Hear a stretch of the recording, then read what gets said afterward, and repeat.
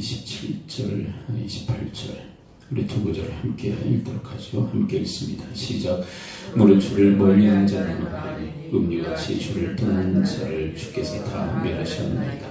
하나님께 가까이 함이 내게 복이라. 내가 주 여호와를 나의 피난처로 삼아 주의 모든 행적을 전파하리이다. 아멘. 오늘 본문에서는 두 가지를 대비하고 있죠. 악인의 멸망 그리고 의인의 복됨에 대한 이야기를 하고 있습니다. 28절에서 하나님을 가까이 하는 자를 의인으로 이야기할 수 있겠죠.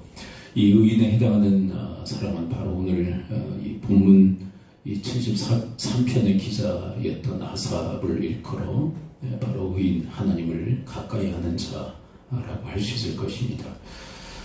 본문의 시작은 상당히 부정적 형태로 시작되어졌으나 그러나 하나님을 만나 뵙고 난 다음에는 완전히 반전되어지는 그런 현상을 일으키게 되어지죠. 먼저 13절, 14절을 함께 볼까요? 의인의 모습이죠. 오늘 본문 하나님을 가까이 하는 자를 이 13절, 14절은 이야기를 하고 있습니다. 13, 14 함께 한번 읽어보죠. 시작.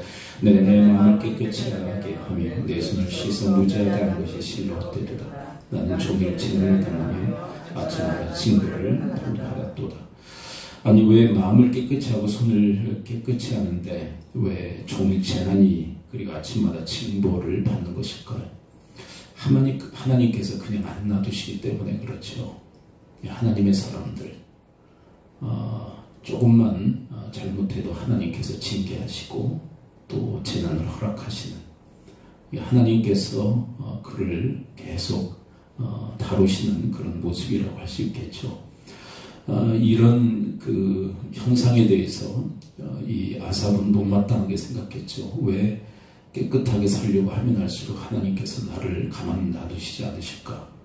근데 이에 대한 불만이 아주 폭주한 상태입니다. 왜냐하면 악인은 하나님께서 그냥 놔두시거든요.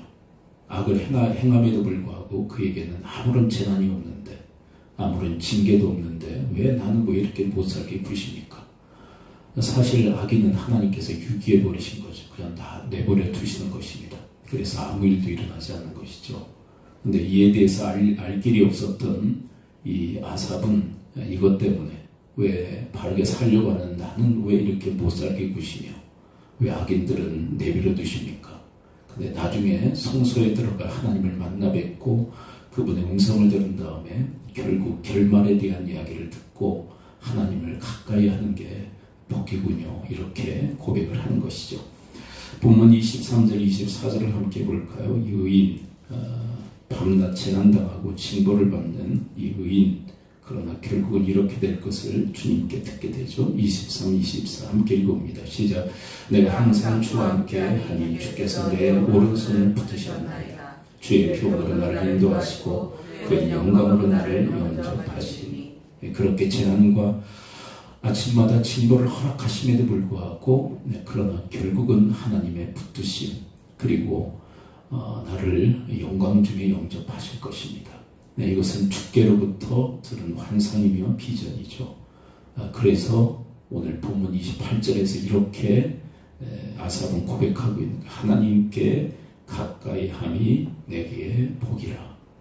과정에서 하나님이 나를 가만 놔두지 않고 재난과 징벌을 허락하심에도 불구하고 결국은 하나님의 영광의 그 영접하심이 있기 때문에 그래도 하나님을 가까이 하는 것이 복입니다. 근데 이것을 말씀하시기 전에 먼저 악인에 대한 이야기를 27절에서 이야기를 하고 있죠. 그 두 가지의 대비를 함께 말씀하고 있습니다. 27절을 함께 다시 한번 읽어볼까요? 27절. 그러면 악인에 대한 말씀 27절 함께 읽습니다. 시작. 무릇 주를 멀리하는 자는 망하니 음녀같이 주를 떠난 자를 주께서 다 멸하셨나이다. 주를 멀리하는 자 그리고 주를 떠난 자 그렇게 부러워했던 이 3절부터 기록되어 있는 악인의 그 형통 그 악인을 일컬어 지금 27절은 이야기를 하고 있어요. 그토록 부럽기만 했던 그 악인. 그러나 이 아삽은 뭐라고 정의를 내리고 있느냐면 이 악인들 그토록 부럽기만 했던 그들의 그 그 형태는 주를 멀리하고 주님을 떠난 자들이다. 근데 결코 지금은 부럽지 않습니다. 왜냐하면 그들은 음녀같이 주께로부터 다 멸망당할 존재들이기 때문입니다. 이것은 아까도 이야기했듯이 아삽 자기의 결국에 대한 이야기를 성소에 들어가 하나님께 들은 것처럼 이 악인의 멸망의 이야기도 하나님께로부터 들었기 때문이죠. 그래서 이 땅에서의 삶이 부러운 것 같이 그렇게 악인의 삶의 형태가 그렇게 펼쳐진다 할지라도 결코 부럽지 않은 이유는 그들의 결말을 하나님께서 나에게 가르쳐 주셨기 때문입니다. 그래서 그들과 같이 주를 멀리하고 주님을 떠나는 일 결코 저에게는 없을 것입니다. 그리고 계속 내 마음을 깨끗이 하고 내 손을 깨끗이 함으로 하나님을 가까이 하는 이 삶을 나는 계속 경주할 것입니다. 왜냐하면 하나님이 그런 나를 영광 중에 영접하실 것이기 때문입니다. 그래서 우리가 그렇게 삶으로 의롭게 정의롭게 살다가 밤낮 재난을 당하고 하나님의 징계 채찍을 받음에도 불구하고 이게 복된 이유는 결국은 하나님께서 나를 영광 중에 영접하실 것이기 때문이죠. 이렇게 고백하고 있는 거예요. 여러분, 우리의 삶의 과정 참 우여곡절이 많죠. 엎치락 뒤치락 할 때도 많고, 그냥 막 사는 사람들은 잘 되는 것 같은데 바르게 살아보려고 하는 우리는 왜 이렇게 힘들고 어려울까?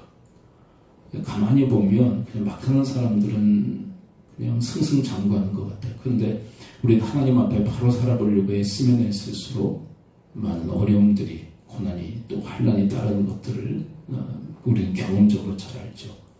자, 그럼에도 불구하고 그 과정이 우리가 순탄하지 않음에도 불구하고 결국은 하나님께서 인정하시는 자들은 그렇게 하나님 앞에 바르게 살아보려고 고군분투하는 그런 사람을 하나님은 인정하시고 하나님께서 영접해 주신다는 거예요.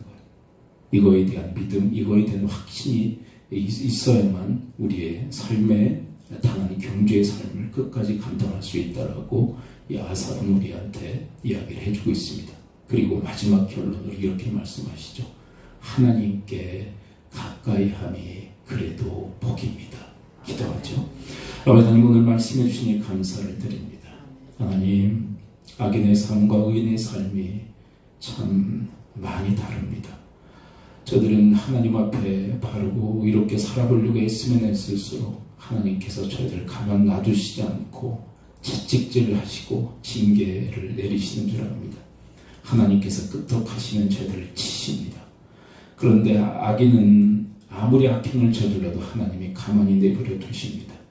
이것 때문에 저희들의 마음은 속상하고 또 속상하지만 하나님 아버지, 그러나 그 종말 결국을 우리가 압니다. 악인들 내버려 두셔도 마지막 날 하나님께서 그들을 멸하실 터인데 하나님 그 길을 쫓는 자들이 되지 않게 하시고, 저희들은 밤낮 하나님이 치시고 또 징계하시고 저희들을 나무라시지만 결국은 하나님께서 저희들을 인정하시고 영광 중에 영접하실 것이 확실하기에 하나님을 가까이 함이 복이라는 사실을 늘